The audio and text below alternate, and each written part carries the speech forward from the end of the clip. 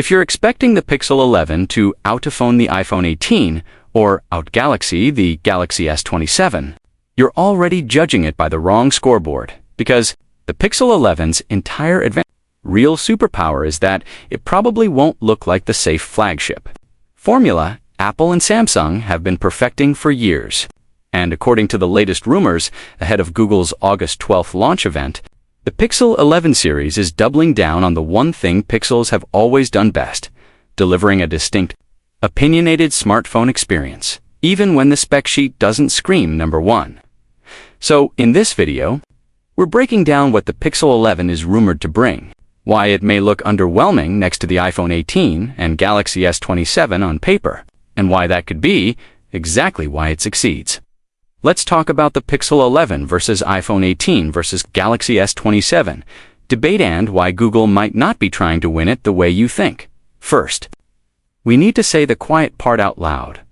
Most smartphones are good enough. Now, the iPhone 18 will almost certainly be refined, polished, powerful, and predictable in the best and worst ways. The Galaxy S27 will likely be a monster on specs, stacked cameras, and big numbers, because that's Samsung's comfort zone, and the Pixel 11. The Pixel 11 is classic Google. It's the phone that tries to change how you use your phone, not just how fast your phone benchmarks. That's why every year the same criticism shows up. Pixels are behind on hardware. And every year, the same surprising thing happens. More people still buy them anyway. In fact, Pixel shipments reportedly grew around 16% year-over-year in Q2 2026, while the overall smartphone market shrank. That's not a small detail. That's a signal that the specs, first, story is not the only story consumers respond to, especially as people start caring more about day-to-day experience, long-term software, and, honestly, their relationship with screen time. Now, let's get into what the Pixel 11 is rumored to be, and why it's facing an uphill battle. Because if the leaks are right, Google isn't making the easy choices here. Rumor number one, pricing. The Pixel 11 series is expected to cost around $100 more in the US, and roughly €100 more in parts of Europe. And price increases are always dangerous, because the first question people ask is simple: what am I getting for that extra money? And the rumored answer is complicated. The standard Pixel 11 may get a new main camera sensor, which is a real upgrade and could matter a lot, depending on what Google does with processing and dynamic range. But the rest of the hardware story sounds like the kind of thing that starts arguments online immediately. Smaller batteries across the lineup, at least according to current chatter. If you're a longtime Pixel fan, you know why that's scary. Pixel battery life has been one of the most common complaints for years, not always disastrous, but rarely so hearing smaller battery next to higher price is the kind of leak that makes people back away before Google even takes the stage. Then there's the chip. The Pixel 11 is expected to run Tensor G6, and one of the biggest rumors is that it will be built on an advanced 2nm process.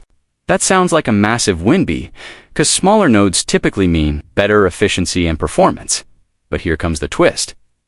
Leaks also suggest Google may drop one of the CPU cores, so even if 2nm brings gains, you're immediately stuck asking, are we about to watch Google trade raw performance for efficiency again? And if you're the kind of buyer who chooses phones by benchmark charts, that might feel like Google is giving you a reason to skip the Pixel 11 and wait for the Galaxy S27 Ultra, or just buy the iPhone 18 Pro and never worry about it.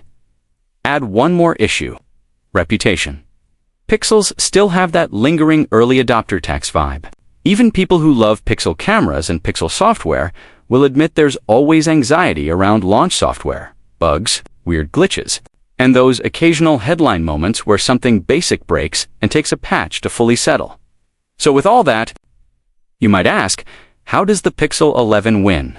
And the answer is, the same way Pixel has always won by being the phone for people who care about the experience more than the spec sheet. Pixels have never been the devices you buy because they have the biggest battery in the room or the most aggressive zoom numbers. You buy a Pixel because you want Google's version of Android. The way Google intended it to feel. You want a clean interface with minimal bloat. You want zero carrier nonsense.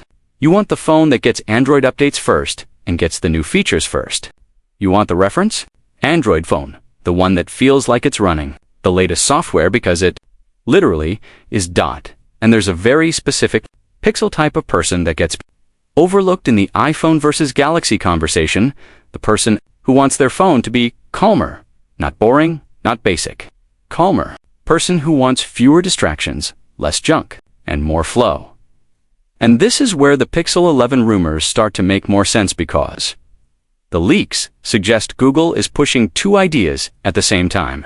1. Improve the basics that have been holding Pixels back. 2. Introduce something genuinely different that iPhone 18 and Galaxy S27 probably won't touch. Let's start with the basics. One of the more promising Pixel 11 rumors is a new modem. And if you've used Pixels for years, you know why that matters. Connectivity issues, dropped calls, inconsistent signal performance, and battery drain tied to modem efficiency have been pain points that never fully went away. A better modem isn't a flashy upgrade. It won't win a spec sheet war on social media, but it can massively improve real-life usage. If Google nails this, Pixel 11 battery life could improve even with a smaller battery, because efficiency isn't just about battery size. It's about how hard the phone has to work to stay connected, how it manages standby drain. And whether it's constantly hunting for signal, this is the kind of improvement that doesn't trend for a day. But it keeps customers happy for years. Now let's talk about the rumored ace up its sleeve, Pixel Glow. If this leak ends up being real, Pixel Glow could be the most Pixel feature Google has introduced in a long time. The idea, as rumored, is a light-based notification and hands-free interaction system built into the rear flash area. Basically, a notification light on the back of the phone, potentially combined with gesture or presence-based controls for Gemini. And that might sound small until you think about what it's actually targeting. Everyone keeps pretending. The future of phones is more screen time, more immersion, more always on, more everything. But a growing number of people want the opposite. They want less compulsive checking. They want fewer reasons to wake the screen. They want to reclaim attention. Apple and Samsung talk about digital well-being, but most phones still encourage the same behavior loop. Buzz. Light up the screen. Swipe. Get trapped. Pixel Glow changes the habit. Instead of pulling you into the screen every time something happens, the phone can communicate passively subtle light cues that tell you this is worth your attention, or this can wait, without demanding that you unlock, scroll, and get distracted.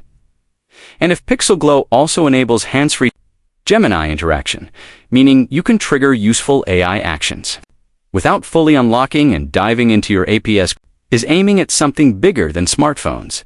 It's aiming at standalone AI hardware. Because right now, there's a wave of products trying to become the next device after the smartphone. AI pins, AI wearables, AI speakers, AI assistants you interact with more naturally. If Pixel 11 turns the phone into a calmer, more ambient assistant, one that can interact without constantly pulling you into the screen, Google isn't just competing with iPhone 18 and Galaxy S27. It's also competing with the idea that you need a brand new category of AI gadget to get a different kind of relationship with technology. And that's why the Pixel 11 being not an iPhone 18 is the whole point, because the iPhone 18 will likely be the best version of an iPhone, incremental, refined, safe, premium. The Galaxy S27 will likely be the most extreme version of a mainstream Android flagship, high-end specs, aggressive hardware, and a top-everything approach. But the Pixel 11 is trying to be a different answer to a different question. What if your phone didn't demand so much of you? That's the Google bet. Now, will it work? That depends on two things. Number one, Google has to make the Pixel 11 feel stable. Not mostly stable. Not it'll get fixed in the October patch. Stable on day one. If Pixel wants to charge more, the software experience has to feel premium in reliability, not just cleverness. Number two, Pixel Glow has to be useful, not gimmicky. Notification lights are not new, but a notification light that genuinely helps people reduce screen time while also making Gemini more accessible could land at exactly the right cultural moment. Because right now, better phone doesn't always mean more phone. For a lot of people, better phone means less interruption. So if you're looking at the Pixel 11 leaks and thinking, Why isn't Google just matching the iPhone 18 Pro or Galaxy S27 Ultra spec for spec?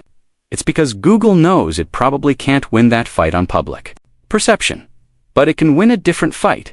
It can win the fight for the most thoughtful Android experience.